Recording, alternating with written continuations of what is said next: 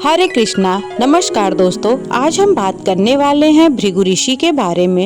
भृगु ऋषि ने भगवान विष्णु के छाती पर लात क्यों मारे थे? सबसे पहले प्रश्न में एक छोटा सा संपादन होना चाहिए, क्योंकि यह श्री विष्णु के प्रति अनादर दिखा रहा है। इसके बजाय सवाल यह होना चाहिए कि भृगु ऋषि ने श्री विष्णु पर अपना पैर क्यों रखा।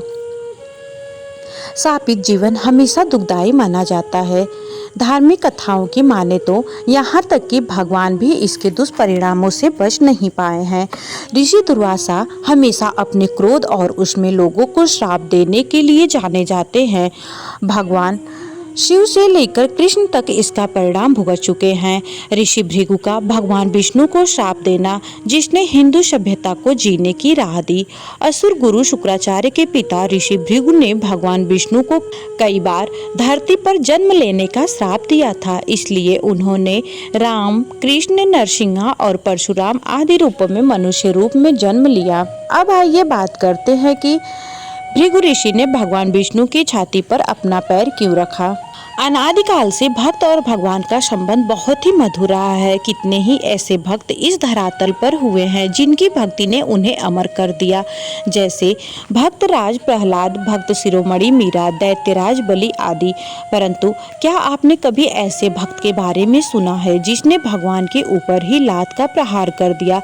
अगर नहीं तो आइए जानते हैं महर्षि भृगु और श्री विष्णु के इस प्रसंग के बारे में। इससे पहले कि अगर आप मेरे चैनल पर नए हैं और अभी तक सब्सक्राइब नहीं किए हैं तो कृपया करके चैनल को सब्सक्राइब करके बेल आइकन दबा दें, ताकि आप पे ऐसे ही जानकारियां सबसे पहले पहुंच जाए। और हाँ, इस जानकारी को अपने दोस्तों को भी शेयर करिए ताकि उनको भी ये पौराणिक कथा जानने का अवसर मिले। दोस्तों, एक बार सरस्वती नदी के घाट पर ऋषि मुनि इकट्ठा होकर इस बात पर चर्चा कर रहे थे कि ब्रह्मा विष्णु महेश में सबसे श्रेष्ठ कौन है। परंतु इस चर्चा का कोई निष्कर्ष न निकलता देख उन्होंने तीनों देवों की परीक्षा लेने का सोचा। महर्षि भृगु, जो कि ब्रह्मा जी के मानस पुत्र हैं, इस कार्य के लिए उनको चुना गया। महर्षि भृगु सर्वप्रथम ब्रह्मालोक पहुँचे। न तो उन्होंने ब्रह्मा जी की स्तुति की, न ही उन्हें प्रणाम किया। यह देख ब्रह्मा जी क्रोधित हो गए और क्रोध की अधिकता से उनका मुख लाल हो गया। परंतु यह सोचकर कि भृगु जी उन्हीं के पुत्र हैं, उन्होंने अपने क्रोध को अपने विवेक से दबा लिया। वहां से महर्षि भृगु ने कैलाश की ओर प्रस्थान किया। देवाधिदेव महादेव भृगु को आता देख प्रसन्न होकर अपने आसन से खड़े हुए और उनको गले से लगाने के लिए भुजा फैला दी। किंतु भृगु तो उनकी परीक्षा लेने आए थे। भृगु ने उनका आलिंगन अस्वीकार कर दिया और कहा, हे शिव, आप हमेशा ही धर्म की मर्यादा का उल्लंघन करते हैं। दुष्ट पापियों को आप तो सुलभता से वरदान दे देते हैं, परंतु उसके बाद तो वो पूरी सृष्टि को परेशान कर देते हैं। इसलिए मैं आपका आलिंगन कदापि नहीं करूंगा। उनकी बात सुनकर भगवान शिव क्रोध से तिलमिला उठे। उन्होंने त्रिशूल उठाकर भृगु को मारना चाहा, किंतु सती बीच में आ गई, जिससे उनका क्रोध शांत हो गया। इसके बाद भृगु मुनि वैकुंठ लोक गए। उस समय भगवान विष्णु देवी लक्ष्मी की गोद में सिर रखकर लेटे थे। भृगु ने पहुँचते ही उनकी छाती पर एक तेज लात मारी।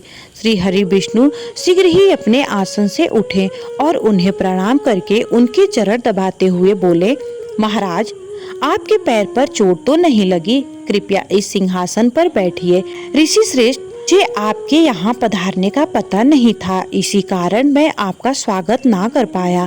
आपके चरणों का स्पर्श तीर्थों को पवित्र करने वाला है और आपके चरणों के स्पर्श से आज मैं धन्य हो गया।